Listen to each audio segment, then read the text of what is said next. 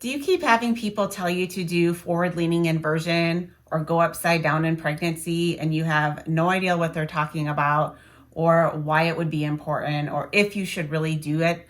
Well, this video is going to explain to you what forward-leaning inversion is and how it can benefit you both in and outside of pregnancy. If you are new to our channel, or even if you're not, if you have not subscribed, please subscribe now. That way, the more videos we put out, you're going to be the first person to see the information, the material that we are sharing. We're trying to share stuff relevant to pregnancy and postpartum, but also just pelvic conditions in general. So it's going to be a lot of great information. Okay, so forward-leaning inversion, what's the big deal? I am going to give you a sneak peek into our Better Births Radical Recoveries Coaching Experience here in a little bit and show you exactly how to do an inversion.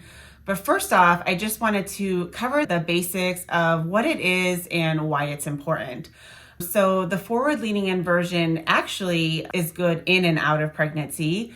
It provides a quick stretch to a very important ligament that goes from the back of your cervix, or kind of the back of your uterus, and attaches somewhere on your sacrum. The interesting thing about this ligament is that the attachments actually vary greatly from person to person. So there's no way to know for sure where yours attaches without having a skilled therapist such as myself or an MRI look and see where that ligament is. Typically, when we are working with clients, and typically we will access this ligament vaginally, we can actually get a sense of where that ligament is going into your body.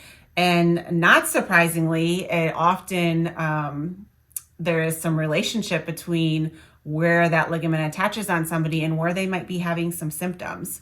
So it really is, it's a super important ligament to address, and is so easily addressed with the forward-leaning inversion. I pretty much tell all my pregnant clients, unless you have a reason not to do a forward-leaning inversion, you should be doing a forward-leaning inversion. So let's first cover reasons why you wouldn't want to do it. If you have high blood pressure, you're struggling with dizziness, or you've been told that you have glaucoma, then you should talk with your doctor before doing this exercise. Another just kind of precaution with forward-leaning inversion is if you're having really bad heartburn. We see this a lot towards the end of pregnancy, but would not recommend going upside down right after meals. So I just tell the mamas that I work with, if you are struggling with heartburn, try to space your forward-leaning inversion outside of that eating window. If your baby is in a head down position or you don't know the position of your baby, only one forward-leaning inversion a day. If you are having difficulties with positioning your baby's breech or in some other position, we do recommend doing more than that, but that is really a custom prescription that you would want a professional to help you with. So if you have questions about that, feel free to reach out. Okay, so let's just talk real briefly again about why you would want the uterosacral ligament released. This magical ligament, I call it magical because it doesn't even bear the same qualities that a ligament normally carries. Normally, ligaments don't really have muscle tissue in them, and this ligament does, which is great for you because that is how we are able to use this forward-leaning inversion to get a nice little stretch of that ligament and, in a sense, just reset it. I mean, what we're trying to do is put balance back into your system so that one side of your body is not tighter than the other side. If there's tightness in this ligament, say there's tightness on one side, it can actually cause the lower segment of the uterus to twist a little bit, causing baby to not have as much space to get down into that pelvis and into that uterus. So this can be pretty problematic. You're wanting your baby to be head down. So the kind of twist of the uterus is one thing, but there's so many other things that it can cause in and outside of pregnancy. And like I said before, some pain symptoms, some discomfort. We find it can kind of irritate the piriformis muscle on one side. And there is a significant relationship between this ligament and the rectum, which means that it can really lead to constipation when there is tightness of this ligament. So those are some indications for when you would really want to make sure that you're doing this. But again, it's really hard to know if you have an issue with the ligament if you don't have a specialist like myself evaluate it, which is why we say go ahead and do this once a day as long as you don't have any of those contraindications. So another reason that I like moms to do it during pregnancy is it can be beneficial during labor, or even as you're approaching going into labor. If baby needs to just kind of back up a little bit out of your pelvis so that baby can reposition, getting upside down can help baby be able to do that. So during labor, it is actually safe for moms to do this activity up to every 15 minutes during the actual labor.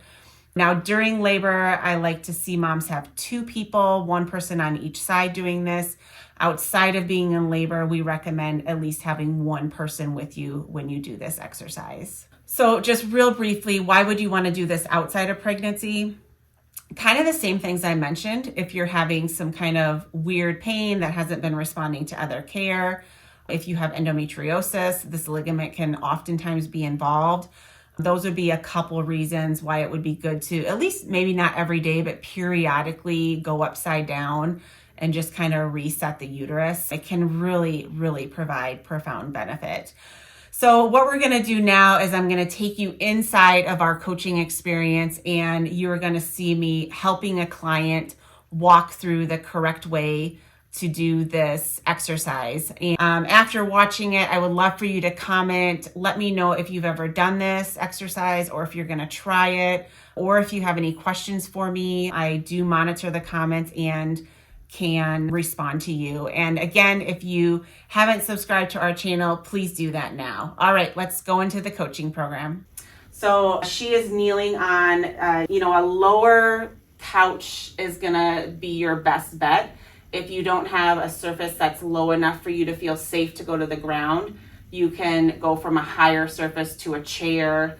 Just kind of think outside of the box, and if you're not sure, then put a message in the group and we'll help you navigate and figure out what you could use in your home to do this safely.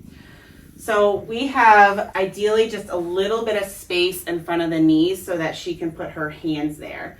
So you're going to start nice and upright like you are, being mindful of having a little bit of space here. And then you want to take 1 really deep breath, say hello to baby. Hello, baby. We're going to go upside down.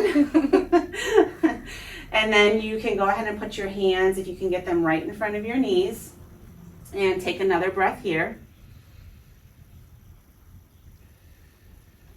Good. And then you're just going to bring 1 hand down to the floor at a time. Perfect. And then you could take another breath here if you want, just to kind of keep the body moving slowly. And then next, 1 arm at a time, you're going to come down to your forearms. Now, once you're down, you want to let the head hang. The head should be free. And you're going to take 3 really deep breaths, trying to get about like a 5-second inhale and a 5-second exhale. So nice, long breaths. And you can even be breathing into that pelvis like you were with your pelvic floor breathing. And take a breath here. And then you can walk yourself back, put your hands 1 at a time, and then come up tall again and take 1 final breath. So it's really this coming back up is when the quick stretch happens to the uterosacral ligament. So coming upright is the most important part of this exercise. You don't want to crawl, you don't want to come down and then crawl off of the couch. You're not going to get the stretch that way. Okay, so to get out of this position nicely, what I want you to do is just kind of go to your side and do mermaid legs. Yep, and then swing. Beautiful. All right, thank you so much for watching. I hope that you were enlightened a little bit about what an inversion is and when is the best time to use it. Have a great day.